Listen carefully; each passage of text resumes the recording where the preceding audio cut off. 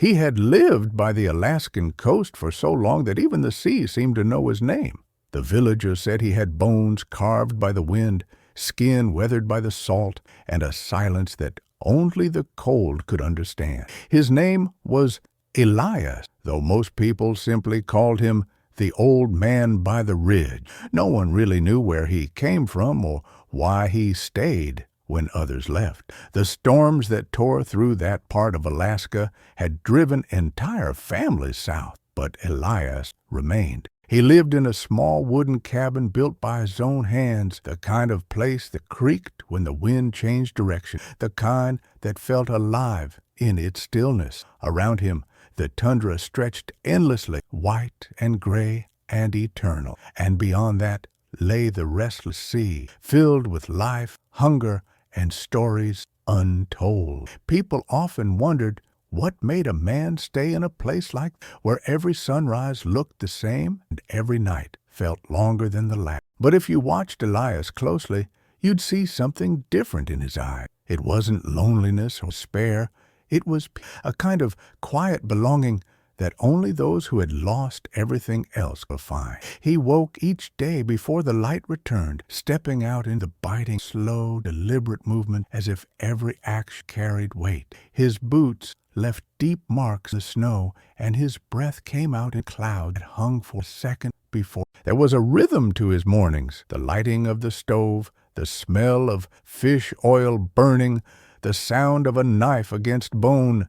Each sound carried memory, each gesture a fragment of survival shaped over decades. It was said that Elias could read the sea like others read the sky. He knew where the fish hid when the temperature dropped. He knew how the ice would shift before it cracked, and he could sense the arrival of a storm hours before the clouds revealed it. But what made him a legend among the people who lived nearby wasn't his endurance or skill. It was the trap, the one he built from bone. That trap had become a story passed down through generations, told around fires when the wind howled too loudly. It was said to be made from the remains of creatures both hunted and lost, shaped by a man who refused to take from the land without giving. Some said he had built it as a challenge to himself. Others claimed it was an act of devotion to the spirits of the sea. But the truth, as Elias would one day tell, was much simpler. He built it because he had to,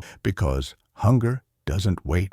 And in the dead of winter, when the ocean freezes into glass and the nets come up empty, a man must learn to think like the sea itself. The first time he began gathering the bones, the other villagers thought he had gone mad. They saw him walking along the frozen shore, pulling long white shapes from beneath the snow. Whale ribs, bear femurs, fish spines washed ashore by the tide. He carried them on his back, sometimes dragging them for miles through the drifts until they reached his cabin. Then, night after night, the sound of filled the silence. He used stone tools, sharpened steel, even his own teeth, the edges dulled. No one knew what he was making. They only knew he worked as if time had stopped meaning anything. When people asked him why, he simply said, "The bones remember what the living forget." That was all. No further explanation. And in the stillness of that answer, people realized there was something deeper inside the old man, something that couldn't be measured by logic or reason. He wasn't just building a trap, he was building a story. To understand why that mattered, you have to imagine what life feels like in the Alaskan dark, when the sun disappears for weeks at a time and the world becomes nothing but blue shadows and the sound of your own heartbeat. When the sea freezes, the fish vanish, and the wolves start coming closer to the cabin. Food becomes memory. Hope becomes habit. And every decision is a choice between surrender and survival. Elias had faced that choice too many times to count. He knew what hunger sounded like. He had watched men go mad from it, families tear apart over the last piece of dried salmon. So when he began shaping that strange thing from bone, he wasn't trying to be clever or holy. He was simply refusing to die. He worked in silence through the long winter, carving, polishing, fitting each piece like a puzzle only he could see. The design came from somewhere deep inside. Older, he said it came to him in dream, vision, creatures swimming through a sea of white bones, twisting and turning until the water became a living. When he finally finished it, the trap looked nothing like anything anyone had ever seen. It was half sculpture, half machine, woven from curved ribs and sharpened spines. When the tide rose, the bones sang softly as the current passed through them, eerie and beautiful, like music from another world. The first time the sea took it without resistance. The villagers watched from the shore as Elias pushed it out into the freezing water, tethering it to the rocks with sealskin ropes. The tide swallowed it whole. For 3 days, no one saw him. The storm came that night, the kind that could rip the skin off your face and freeze the blood in your veins. People assumed he had died out there, and perhaps some even thought that was fitting. A man who spoke to bones, finally claimed by them. But when the storm passed, Elias returned, pulling the trap behind him, his hands bleeding, his face blackened by frost. And inside that strange creation lay enough fish to feed every family in the village. Not just for a night, for weeks. That's when they stopped calling him the old man by the ridge. He became the bone fisher, the one who fed a whole village when nature tried to erase it. And though the trap was just a thing of bone and will, it carried a kind of spirit that could not be explained. Some believed it was blessed, others cursed. Elias said neither.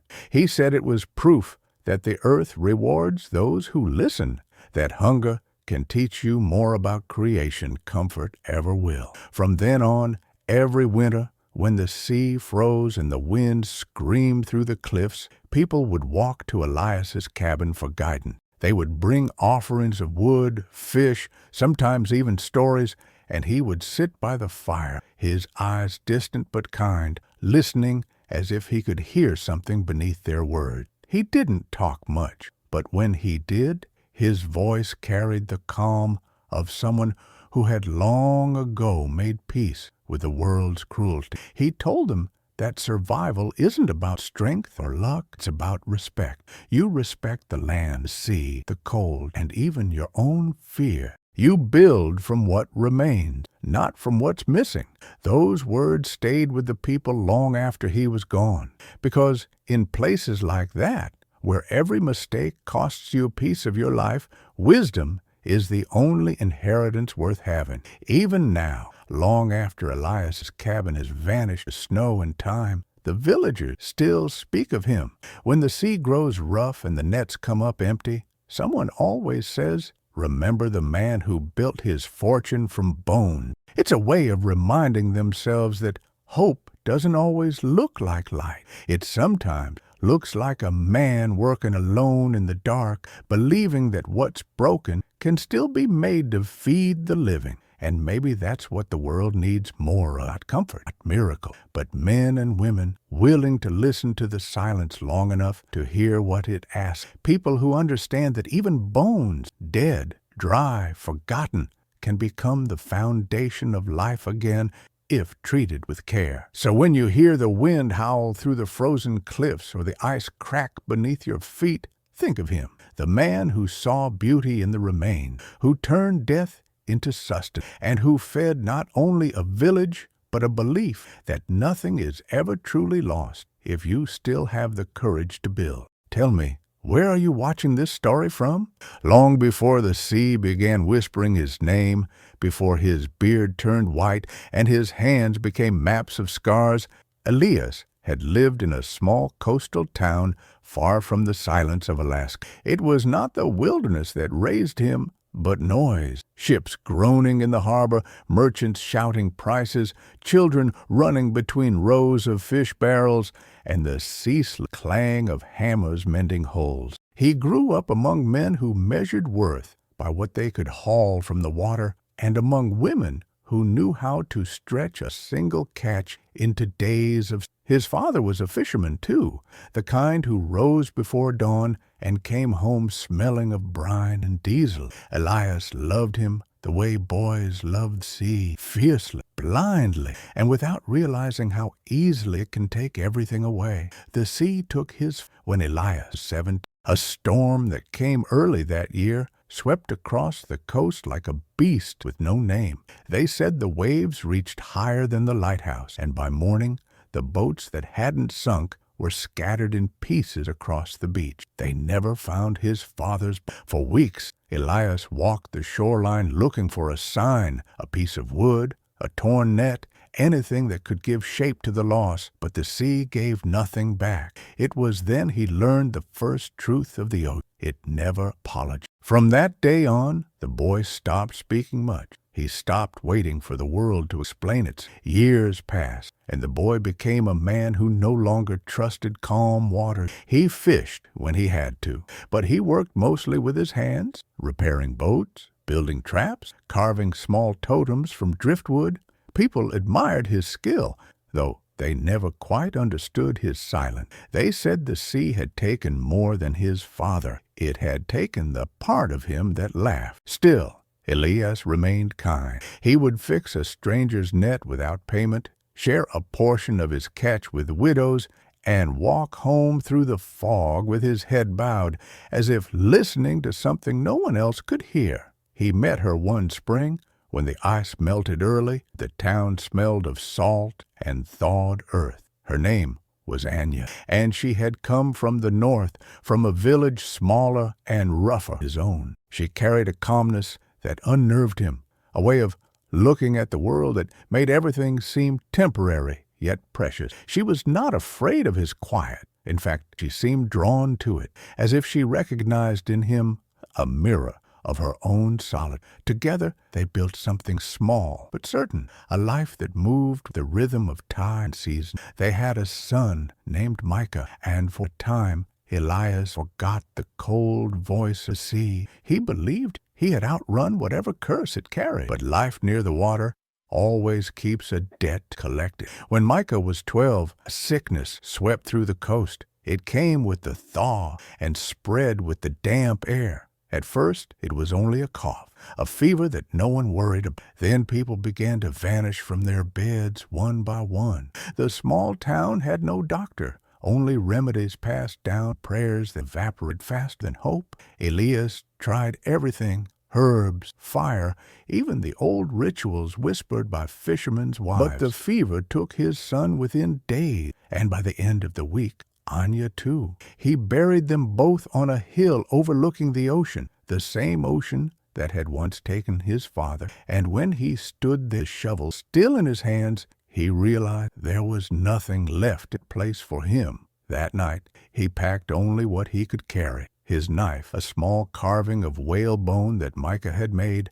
and a few tools. He walked north without a map, following the sound of wind and water. People saw him passing through their villages and asked where he was headed, but he had no answer. Perhaps he didn't know himself. All he knew was that he needed to go where the world no longer spoke his language. He wanted to find a silence large enough to hold his grief. Weeks became months. He walked through forests that smelled of pine and ash, across rivers cold enough to burn the skin, over mountains where even his breath froze before leaving his mouth. When he reached the Alaskan coast, the land felt different, older, untouched, sacred. The sky stretched so wide it made him feel small in a way that comforted him. There, finally, he stopped walking. He built his cabin by a ridge overlooking the water, not because it was easy, but because it was far, far from voices, far from memories, far from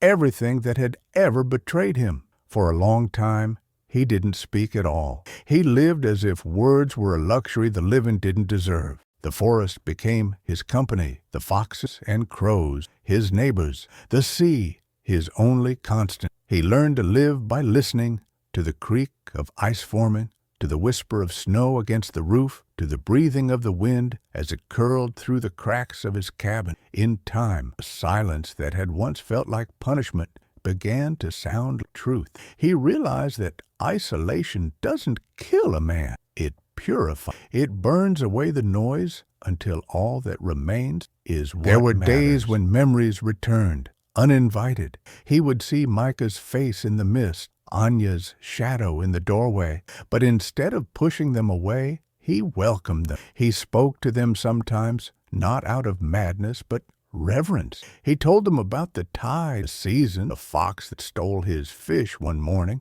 He told them about the first storm he survived alone and how the first time he felt fear. Because what more could the world take from a man who had already given it everything? It was during one of those quiet winters that he began to notice how empty the sea had become. The fish that once swarmed the shallows were gone. The seals had moved farther north, and the few that remained were thin and sickly. Hunger returned like an old ghost, creeping into his cabin with every cold wind. He tried nets, lines, spears. Nothing worked. The sea had gone silent. And as he sat by the fire one night, staring at the small carving his son had made from whalebone, he realized that maybe silence wasn't asking him to listen anymore. Maybe it was asking him to answer. That was the moment the idea was born. The bone trap. It wasn't a flash of inspiration or divine command. It was necessity distilled into form. He had always believed that the sea remembers those who honor it, and so he decided to build something that spoke that language, a trap, not of greed, but of respect, something that would feed him without taking more than it should. He began collecting bones from the beach, from animals that had already given their lives to the cycle. He whispered thanks with every piece he lifted, as if asking permission. It wasn't superstition. It was understanding. People later called him mad for it, said he had lost his reason. But those who've never lost everything can't understand what reason means to a man like Elias. When you've seen your family buried beneath the same horizon that used to promise life, reason changes its shape.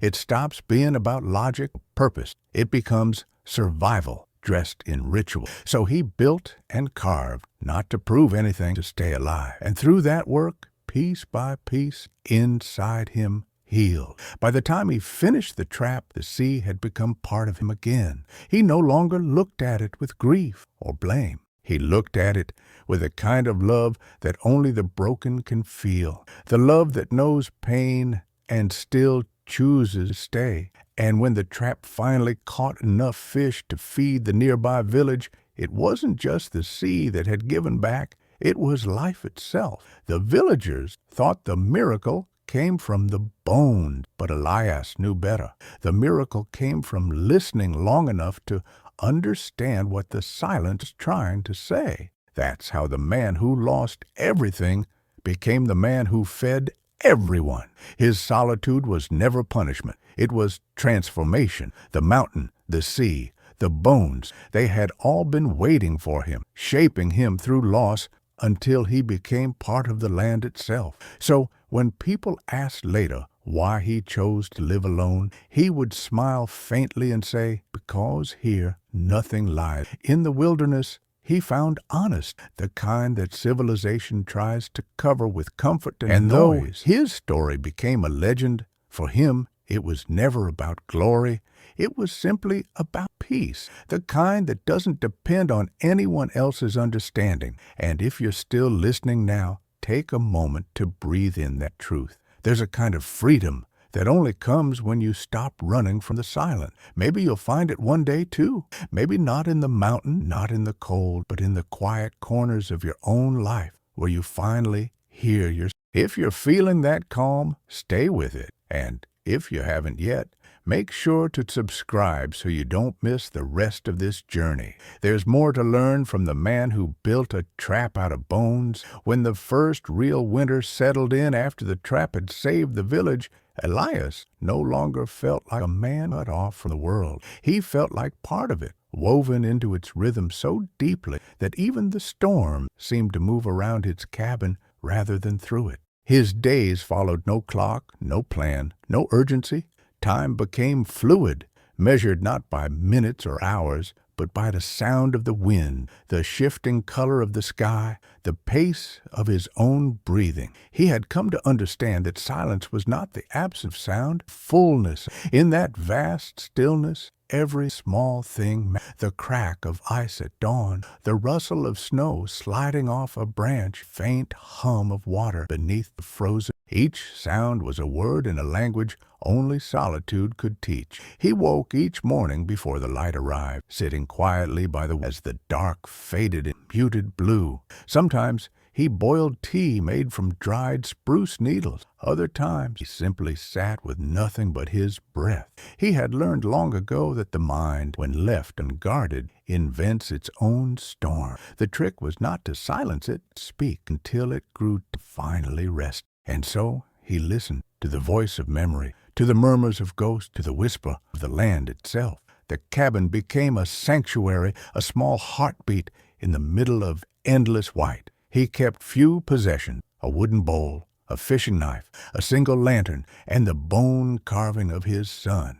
To most, it would have looked like poverty, but to Elias, it was freedom. The less he carried, the lighter his soul felt. The villagers sometimes came to visit, bringing him gifts of smoked fish, dried berries, or carved trinkets. They would knock politely, always hesitant to disturb the quiet. When he opened the door, they'd step inside and warm their hands by his fire, speaking in low tones as if afraid to wake the mountain. Elias listened more than he spoke. They came not for his words, but for his presence, which carried a calm that few understood, but everyone needed. They would tell him of their worries, the long winters, the sicknesses, the loneliness that sometimes gnawed at them like frost on bone. He never gave advice directly. He would simply tell a story about the sea, about a fox he once followed for a day and a night, about the way ice cracks differently depending on the tide. Somehow,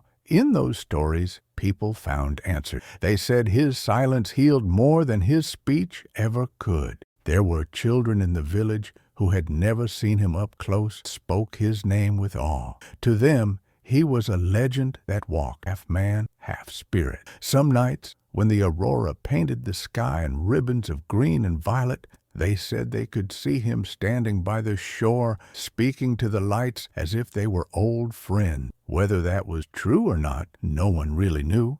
But legends often grow from truths too quiet to be noticed, and Elias became one of those truths. He belonged to the mountain now, and the mountain, in its own way, belonged to him. Inside his solitude, he discovered the kind of joy that cannot be explained, only felt. It came in small bursts, the sight of a raven landing on his window ledge, the first thaw of spring dripping from the eaves, the warmth of the stove after a night of wind so fierce it made the cabin tremble. He began to write small markings on the wooden wall near his bed, not words, symbols that only he understood. Each one represented feeling, thought, a day that had taught him something. When strangers later found the cabin after he was gone, they thought it was some kind of code, but in truth, it was his journal, written not for others, but for silence. He never felt alone. That was the thing that puzzled those who visited him. They couldn't grasp how a man who spent months without speaking to another soul could still smile when he did see them. But loneliness, Elias believed, isn't about being without people. It's about being without purpose. His purpose was simple and endless: to live rightly in the eyes of the land, to take only what he needed, to give back what he could, to be kind to every living thing that crossed his path. He fed the foxes in winter, shared food with the crows, and once even helped a wounded wolf by cleaning its leg and leaving fish for it until it healed. When it finally walked again, the wolf looked back only once before disappearing into the woods. That look stayed with him for years. In it, he saw something wordless, a recognition between two creatures who understood what survival truly means. Seasoned, the villagers grew older, children became adults, and stories of the bone tribe turned into myth. Yet Elias remained the same, untouched by time except for the slow deepening of his wrinkles, the whitened beard. The cold no longer bit him the way it used to. He had become part of it, shaped by it. Some nights he would walk down to the shore and listen to the frozen sea groan beneath the ice. He'd press his hand against it, feeling the ancient heartbeat of the world. He said that if you listened long enough, the sea told you secrets, not with words, but through rhythm, like the pulse of the earth. He still fished, though not as much as the bone trap remained sacred to him, used only when needed. He repaired it each year, washing the bones with salt water and whispering gratitude before setting it again. To him, it wasn't just a tool, it was a promise to never forget the balance between taking and giving. Every time the trap returned full, he would share the catch with the village before keeping any for himself. He believed that food gathered alone must be eaten together, or else it carried the taste of selfishness. The villagers respected that, and in return, they made sure he never went hungry. Sometimes, even when he refused their gifts, they would leave baskets of dried meat outside his door,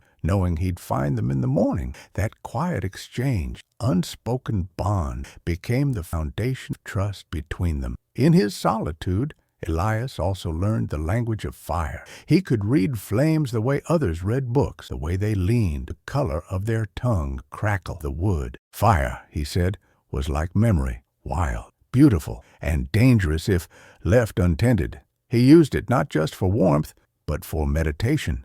Nights spent watching the fire were nights spent understanding himself. The dance of flame reflected everything: creation, destruction, rebirth. And when he felt heavy with thought, he would throw a handful of dried sage into the fire, letting the scent fill the room until the air shimmered with calm. The silence of the mountain changed him in ways even he didn't expect. His senses sharpened. He could smell a coming storm hours before the clouds appeared. He could tell the time of day by the sound of snow melting or by the angle of light hitting the peaks. The world had become his teacher, each element a lesson: patience, humility, and reverence. He understood now that survival was not about dominance, but about part. The land did not belong to him, nor he to it. They existed together, bound by the same pulse of life and death that carried through every stone, tree, and drop of water. Sometimes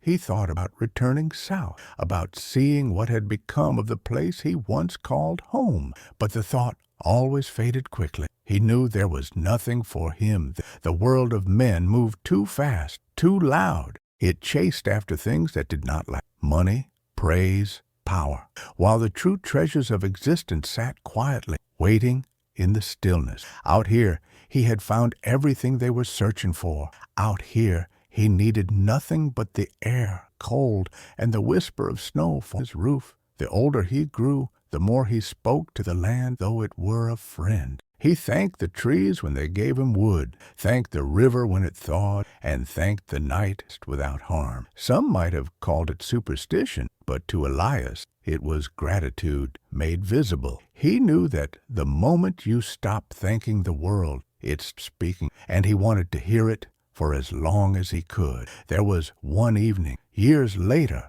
when the sky turned a color he had never seen before. A deep crimson melted into gold. He stood outside his cabin for hours watching it, the air still and heavy, the world holding its breath. In that silence, he felt a strange sensation, like the earth was remembering him. Every sound he'd ever heard, every face he'd ever known, every heartbeat of the sea, all of it seemed to gather inside that moment. He realized then that solitude had not erased him. It had made him whole. He had come to the mountains a man broken by loss, but he had stayed long enough to be rebuilt. And that night, as he sat by the fire, he smiled, not because life had given him peace, but because he had learned to make peace with whatever life gave. The truth, he often said to himself, is simple. The world doesn't owe us understanding. It only offers presence, and that is enough. If you've ever felt the need to step away from the noise and find your own mountain, remember this part of his story. Silence is not emptiness. It's the space where meaning finally has room to grow.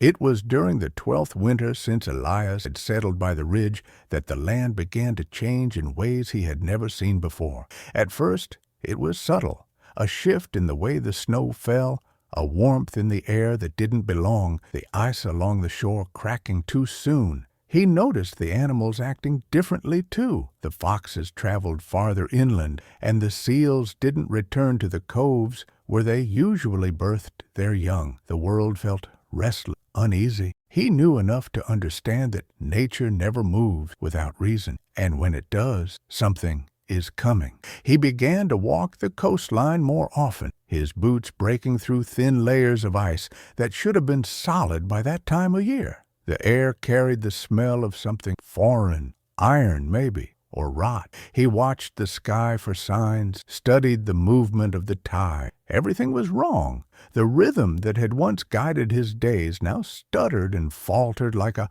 heartbeat out of time. He sensed that the sea was trying to warn him, but of what he could not yet tell. One morning, as dawn crept pale and hesitant over the horizon, Elias saw something glinting in the distance near the frozen shallows. It was a shape that didn't belong there, angular, sharp, unnatural. He walked toward it carefully, his breath forming clouds that dissolved before reaching the ground. As he drew closer, he realized what it was, a fragment of metal half buried in the snow, its edges corroded by salt. He pulled it free and brushed the frost away. It was part of a hull, small enough to be from a fishing boat, but there were no boats that far north anymore. Not the storms had claimed the last of them years ago. The next day, he found another piece, then another. Nets, ropes, bits of wood, all scattered along the shore like remains of something broken and carried by the current. Elias followed the trail for hours, and as the fog lifted, he saw it. The wreck of a small trawler lodged between two jagged rocks. The hull was torn open, the cabin half submerged in ice. It looked recent, though weathered enough to have endured at least once. He climbed aboard cautious, his boots echoing on the frozen deck. Inside, everything was still. There were signs of life, an empty thermos, a torn jacket, a notebook soaked and frozen shut.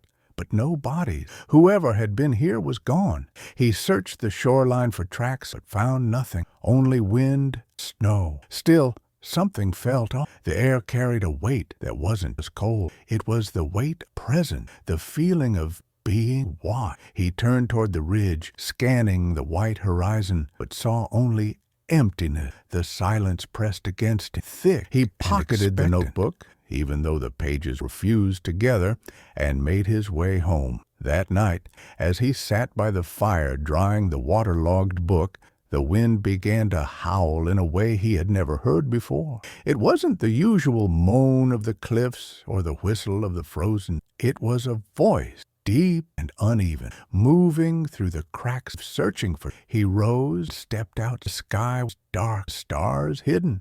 The aurora flickered faintly above the horizon, like a pulse fading in and out. He stood there for a long time, the cold biting his face until the wind finally died. And in that stillness, he knew the mountain was speaking again, and this time it was not a whisper. Over the next days, the temperature continued to rise unnaturally. Ice melted slush. Rivers overflowed, and cracks began appearing across the bay. The world felt unbalanced, as if nature herself forgotten her own. The villagers came to him in fear, asking what was. Elias listened quietly before answering, "The land is changing, and so must we." He told them to move their storage huts higher, to fortify their homes, to respect the sign. Most obeyed, some didn't. He had lived long enough to know that not all warnings are believed until it's too late. Then came the storm. Not the kind that screamed and passed within hours,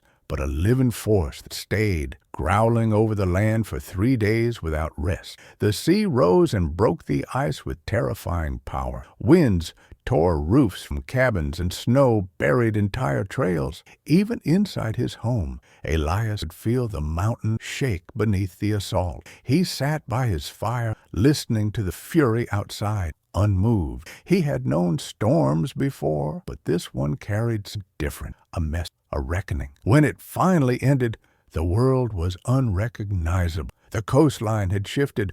Whole sections of the ice shelf were gone. The wrecked trawler had vanished, completely swallowed the sea. And near the edge of the ridge, where he often stood to the dawn, the land had split open. A deep fissure ran down revealing layers of stone and ancient ice. Curious, Elias climbed down to see what the earth had revealed. There, frozen within the wall of ice, was something that made his breath catch. Bones, hundreds of them.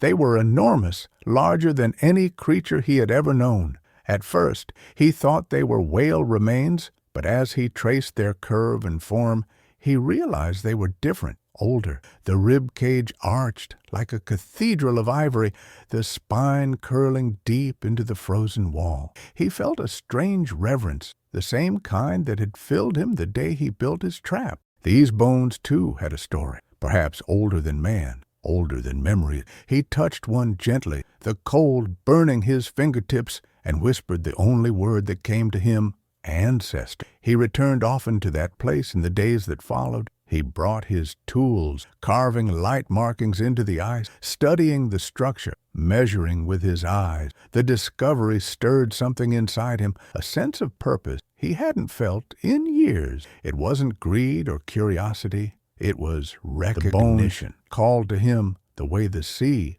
once had. They were part of the same language, the same endless conversation between life and death. But one evening, as he worked beneath the faint glow of the aurora, he noticed something else. Embedded among the ancient bones were remnants of tools, not stone, metal, rusted, unrecognizable, yet clearly crafted. He stepped back, stunned. Someone had been here before. Not in his lifetime, perhaps not even in memory, but long ago, another human hand had touched this same frozen grave. The thought filled him with wonder and unease. How many stories had the ice, how many lives had come and gone, leaving behind nothing. Traces? He took a single fragment, a small ring of bronze nearly fused into the ice, and brought it back to his. That night he set it beside the bone carving of sun. Two relics of two worlds, both reminders that nothing truly disappears. He stared at them until sleep came, deep and dreamless. When morning arrived, the world was still again. The storm had cleaned the air, and the land glistened as if newly born. Elias walked down to the village where the people were rebuilding what the wind had taken. They looked to him for answers. He told them what he had found beneath the ridge. Some were skeptical, others afraid. But one young man, curious and brave, asked if he could see it for himself. Elias agreed, but only if the man promised to treat it with respect. They traveled together to the fissure, climbing down carefully with ropes. When the young man saw the massive bones encased in ice, he fell. He removed his gloves and pressed his hand against the frozen wall. "It's alive," he whispered, astonished. Elias nodded. "Everything is," he said, "even what's buried." They returned with that understanding shared between them. Word spread through the village, and people began visiting the site to pay respect, leaving offerings, carved stones, fish bones, feathers, not out of fear, but gratitude. The old man had reminded them that the earth beneath their feet was not just ground, it was memory. Every step they took was upon something that had once lived, and then came the true discovery. One evening, after the visitors had gone and he stood alone by the fissure, Elias noticed a small pool of meltwater forming at the base of the bone. It shimmered faintly in the dim light, reflecting colors he couldn't name. He dipped his hand into it, warmth, not heat from the sun, but something deeper stirring beneath it. When he lifted his hand, the droplet clung to skin longer than water should. The air smelled of salt and metal, and he heard faintly a sound like breathing, slow, ancient, patient. He didn't tell the villagers about that part. Some things are not meant to be explained, only understood. He knew in that moment that the mountain had revealed this to him alone, as if completing a circle that began the day he built his trap. The bones of the sea, the bones of the earth, They were the same story written in different tongue. Life feeding life, death giving form to the living. That was the truth the silence had been trying to teach him all along. As he climbed back to his cabin that night, the northern lights burned brighter than ever, flooding the sky in rivers of green and gold. He stopped halfway up the ridge and looked back. The world below shimmered with quiet power, every shadow alive, every breath sacred. He felt no fear, no doubt, only gratitude. He realized that discovery was never about finding something new.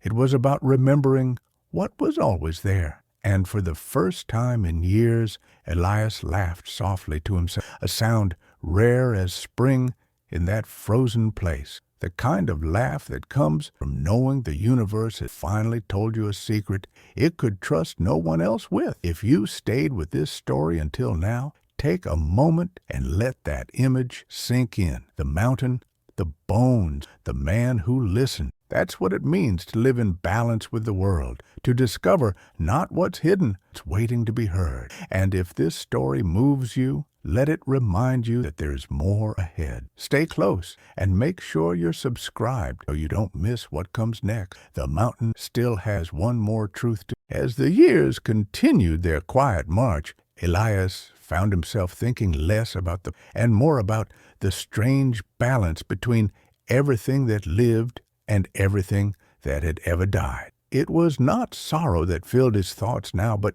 understanding, an understanding that came only to those who had lived long enough to watch the world change, still love it anyway. The discovery beneath the ridge had awakened something deep inside him, a sense that the mountain, its mirror. Everything that existed out there, the storms, the bones, the meltwater, the silence, was also inside. The world and the man were not separate. They were two reflections. Each morning he walked to the fissure before the sun had touched the peak, his breath rising in clouds that glowed faintly in the pale light. The ancient bones still slept beneath the ice, though each season revealed a little more. He never tried to free them completely. He believed that some things were meant to remain partly hidden, to remind mankind of humility. The villagers no longer feared the place. They called it the Old Spine, and from time to time they would bring small gifts to leave at its base.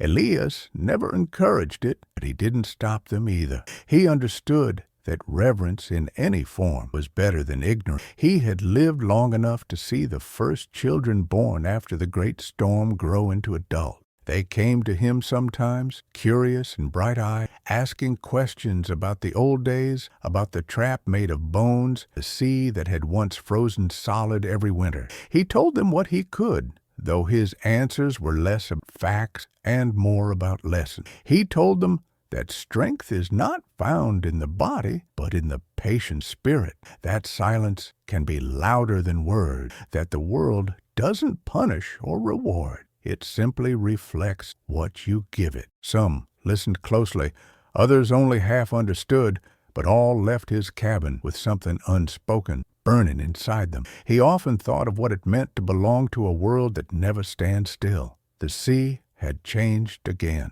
The winters grew shorter, the ice thinner. Some of the older fishermen whispered that the balance of the season was breaking. Elias knew they were right. He felt it in his bones the way animals feel earthquakes before they have. Yet he didn't fear it. The earth had been remaking itself since the beginning of time. Human lives were only small ripples across its surface. What mattered was not to stop the change, but to live honorably within it, to leave more harmony and harm behind. One night, as the wind settled and the sky cleared into a blackness so deep it seemed endless, Elias sat by his fire and found himself remembering the sound of the city he'd left decades ago. The shouts, the engines, the voices spilling over each other.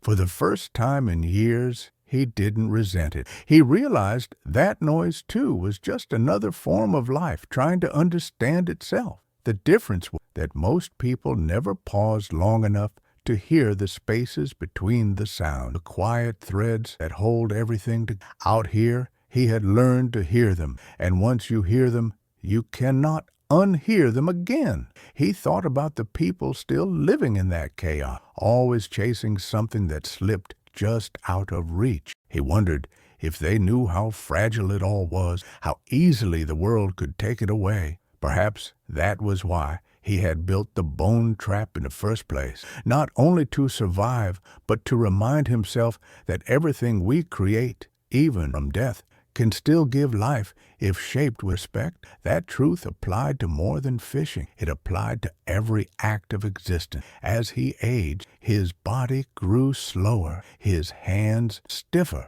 He began to notice the fine tremors in his fingers when he carved or held his cup of tea. The signs of time didn't frighten him. They comforted him. They were proof that he had lived well enough to wear down. He would sit outside his cabin, wrapped in furs, watching the horizon shift colors from blue to gold to gray, and he would feel the same stillness he had once felt holding his newborn son, that sacred pause before everything changes again. He had learned that the beauty of life wasn't in its permanence, but in its passing. Each moment was a gift precisely because it would end. The villagers came to rely on him more, not for labor, but for wisdom. They asked him to bless their boats, to mark the first catch of the season, to name newborn. He never claimed to have any power beyond what the land allowed, but they believed in him as one believes in the tide. It simply was. He would stand by the water's edge, raise his hand to the sea, and murmur a few words of thanks. That was enough. People said the fish always returned after he did that. Perhaps they were right, or perhaps gratitude itself has a way of calling life back to where it belongs. One summer, a traveler arrived from the south, a scholar who had heard the legend of the man who built a fish trap from bones. He sought out Elias, hoping to write his story. The young man came with notebooks, cameras, and questions. He stayed in the village for weeks, waiting for the old man to agree to speak. Finally, one morning, Elias appeared by the traveler's door and said, "Walk with me." They went to the ridge, to the place where the bones of the ancient creature still rested beneath the ice. The scholar was awed. He asked what Elias thought the bones meant, what they were a sign of. Elias smiled faintly and said, "They mean that everything returned, even the forgotten." The traveler pressed him for details about his life, dates, places, reasons, but the old man's answers were always the same. What matters isn't when or why, but how. He spoke slowly, each word shaped by decades of quiet thought. "If you write about me," he told the young man, "don't make me larger than I am. I am just one man who listened. Write about the mountain instead. Write about what it teaches when you stop trying to conquer it." The scholar nodded, though Elias could tell he didn't fully understand. Understanding required silence, and silence cannot be printed on paper. When the traveler finally left, he thanked Elias for his time. The old man simply nodded and said, "Take the story, but leave the bone." That was the last anyone saw of the scholar, though his notes would one day reach distant shores and turn into tales told in languages Elias would never hear. Legends tend to wander farther than the men who live them. As autumn returned, the air filled once more with the scent of pine and sea. Elias walked slower now, his steps measured, his gaze. He spent more time watching than doing, more time thinking and speaking. The world no longer felt vast and wild. It felt intimate, like the inside of a familiar home. Every tree had become a companion, every gust of wind an old friend.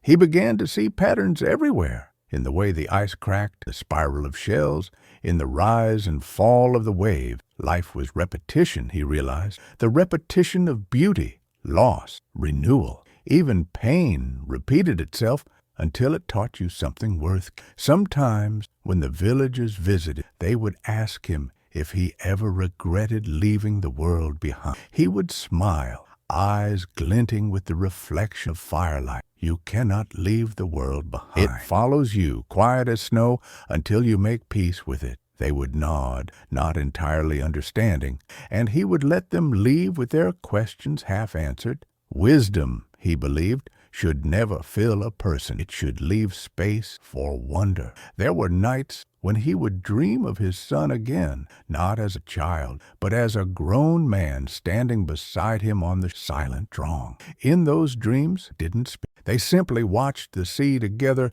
listening to the hum of the world beneath the waves. When he woke, there was no sorrow, only gratitude. He had come to understand that love, like the sea, doesn't disappear. It changes form. What dies in one world continues in another, unseen. He often thought the mountain had been his greatest teacher. It had stripped him of everything he once thought necessary until only truth, the truth that a man needs very little to be whole. The truth that silence is not empty, but connection. The truth that every living thing, fish, tree, man, or mountain, is part of the same endless exchange of breath. And as he sat watching the sunset burn through the thin veil of mist, he realized something that felt like a final long. The world is not here to test us. It is here to join us. All the pain, the loss, storms, they were never punishment. They were invitation to listen. The universe speaks in the language of difficulty, and only those who stay still long enough learn to hear the meaning behind it. That night, before sleeping, Elias carved one final symbol into the wooden wall beside his bed. It was a spiral, small and unassuming, but it contained everything he had ever learned, the motion of life moving outward and inward endlessly. He stared at it for a long time, then blew out his lamp and let darkness fill the room. In that darkness, he felt peace so complete that even the sound of his heartbeat felt unnecessary. If you have followed his journey until now, take a moment to breathe. The reflection of the world and the man are not just his story. They are ours. Somewhere in every one of us, there is a mountain waiting to teach, a silence waiting to be heard, and a truth waiting to be remembered. And if you've stayed this far, stay with it. There's one last silence to cross, one final chapter to close. Make sure you're subscribed, because what comes next is not an ending. It's the echo that remains when the story itself falls quiet. The final winter of Elias's life arrived quietly, without the violence or warning that had marked the ones before it. The snow came in soft waves, blanketing the ridge and the shoreline in a light so pure it seemed to erase time itself. The sea was calmer than usual, its surface smooth and heavy, reflecting the pale glow of a sun that never truly rose. Elias felt the change before it happened. His body, once sturdy as the mountain, now moved with the fragile grace of falling leaf. His breath came slower. His hands trembled slightly as he carved the firewood, but there was no fear in him, only the calm understanding that every cycle, how vast or quiet, must eventually complete it. He spent his mornings tending the fire, his afternoons walking the ridge, and his nights listening to the wind whisper through the cracks in the cabin walls. The villagers came less often now, not out of neglect, but out of respect. They knew the old man valued solitude above all else, and they could sense, as he did, that the season was different. Still, they left small offerings by his door, baskets of fish, dried berries, wood neatly stacked. Each morning he would find them smile faintly, whispering a word of gratitude before carrying them inside. He had long believed that gratitude is the truest form of prayer, and it was the only one he ever practiced. One evening, when the sky burned faintly with the colors of the aurora, Elias made his way down to the fissure where the ancient bones still slept. The path was harder now, his steps slower, but his heart felt lighter than it had in years. The ice had receded a little more since his last visit. The rib cage of the great creature now rose above the surface, gleaming white beneath the faint green light. He rested his hand upon it, feeling the deep chill that seemed to hum beneath the surface. You've waited a long, but everything returns. For a long while he stood there, silent, his breath mingling with the wind. Then he bowed his head and turned back toward his cabin. That night he dreamed stood by the water, of his son, no longer a boy, but a grown man with his father's calm eye. Behind him stood Anya, her hair moving with the wind like the northern light. They did not speak, but Elias understood what the dream meant. It was not a farewell. It was an invitation. When he awoke, he felt no sorrow, only readiness. He knew the time had come to leave the story behind and become part of it. The next morning, he rose before dawn and set about preparing as he always did. He cleaned the cabin, sharpened his knife, stacked wood by the stove. Everything had its, and he wanted to leave it that way. Then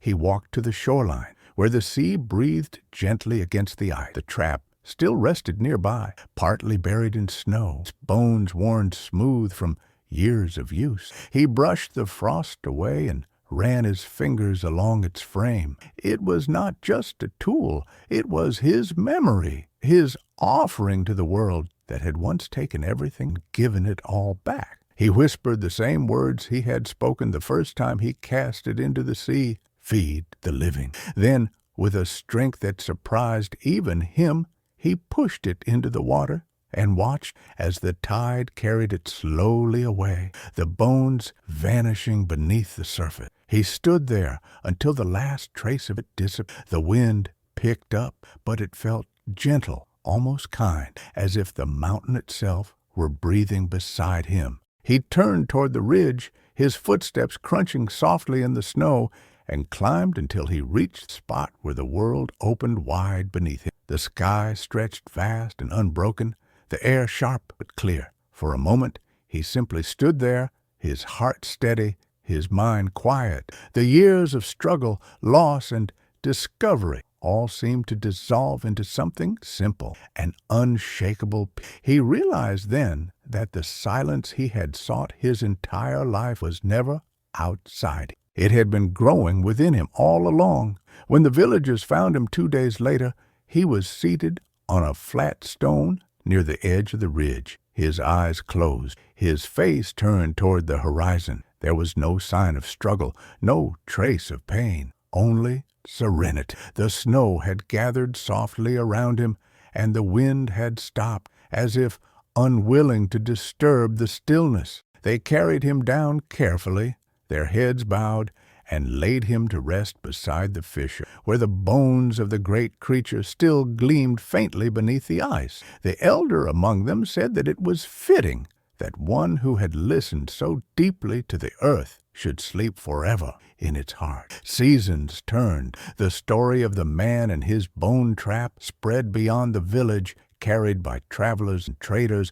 whispered across distant towns and cold harbors. Some said the trap still floated beneath the waves, its bones glowing faintly in the dark depths, guiding fish toward the shore. Others said Elias himself became part of the mountain, that his voice could still be heard in the wind, murmuring words of wisdom to those who dared to listen. The villagers never argued over which version was true. They understood that truth, like the sea, changes shape with every telling. In time, a small cairn was built over his resting place, made of stones gathered from the ridge. Each year, when the first thaw came, the villagers would climb the mountain to leave offerings. Fish bones, feathers, driftwood carved into small spirals. Children would touch the stones and whisper wishes. Elders would stand in silence, remembering the man who had fed them when hunger came. They didn't worship him, they honored him. There is a difference. Worship belongs to honor belongs to those who lived fully enough to teach others how to do the same. Generations passed, and the world kept changing. The winters grew shorter still, the ice thinner. New homes rose along the coast, built by hands that no longer knew Elias's name. Yet in every household of that village, there was still one rule that endured: never take more than you need, and always thank what you take. That, they said, was the way of the bone fisher. And though few remembered where the saying came from, the land did, the sea did, the silence did. One spring, a young woman from the village, curious, restless, full of questions, decided to visit the old fisher. Her grandmother had told her stories about the man who lived by the ridge, about the bones that slept. When she reached the place, she found the cairn still standing, though the stones were worn smooth by time. The ice had melted far more than before, revealing more of the great skeleton below. She knelt by it and traced a finger along one of the ribs. The air felt alive, charged with something ancient and familiar. Then, as the wind shifted, she thought she heard a voice, soft, low, not words, but a tone, like a breath moving through hollow bone. She froze, her heart racing, and then she smiled. Whether it was real or only her imagination didn't matter. The mountain speaking again. She returned to the village and told the others what she had heard. Some laughed, some believed. But that night, when the wind swept through the valley, carrying with it a deep, rhythmic hum, even the skeptics fell silent. It was not a frightening sound. It was gentle, like a song sung through snow. The elders said it was the mountain breathing. The younger ones said it was the old man's voice. Either way, everyone listened. Years later, when the woman grew old herself, she would often take her grandchildren to the ridge and tell them, "The silence up here isn't empty. It's full of everything that came before us. If you listen long enough, you can still hear him." And sometime, when the sky turned green with the northern lights, they did, faintly, a whisper carried on the wind, telling them the same truth that Elias had lived by, that life is not about conquering the world, but belonging to it. The mountain remains as it always has, vast, patient, eternal. The bones beneath the ice still gleam when the light strikes just right, and every spring the snow around them melts a little.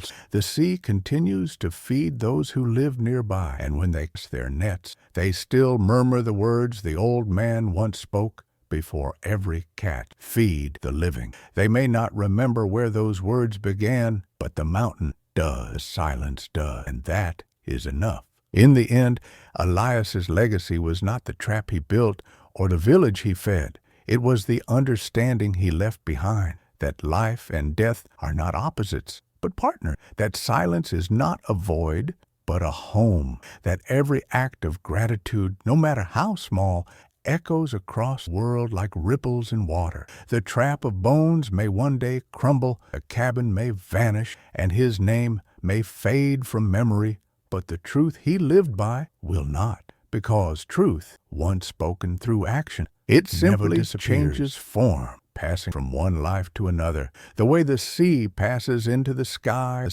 back into the sea. And so, when the wind rises from the north and the mountains hum with the deep music of winter, listen closely. You might hear him there, the quiet voice of the man who built a fish trap from bones, who found peace where others found only cold, and who taught the world, without ever meaning to, the only way to truly live is to listen. So, if this story has reached you where you are, whether you're watching from a city balcony, a lonely road, or a quiet room, leave a word below. Tell where you are listening from. Let the story travel farther. Share it, carry it, and let its silence reach someone who needs to hear it. Because even now, the mountain listens, the wind remembers, and the silence is still alive.